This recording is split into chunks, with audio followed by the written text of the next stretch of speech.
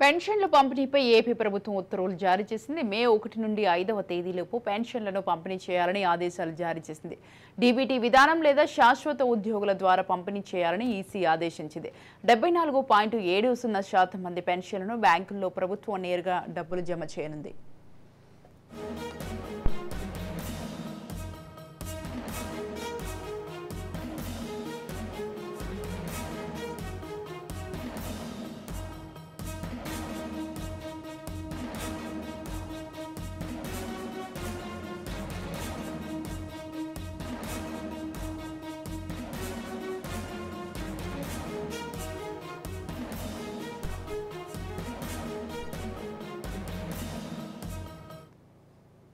Aadhaar link అయిన bank ఖాతాల్లో జమ చేయనున్న ప్రభుత్వం దివ్యాంగులు, దీర్ఘకాలిక వ్యాధులతో సతమతమవుతున్న వారికి ఇంటికి తీసుకెళ్లే పెన్షన్ అందించాలని ప్రభుత్వం నిర్ణయించింది. బ్యాంక్ ఖాతా లేని 25% మందికి ఇంటింటికి వెళ్లి ఉద్యోగులు పెన్షన్ ఇవ్వనున్నారు.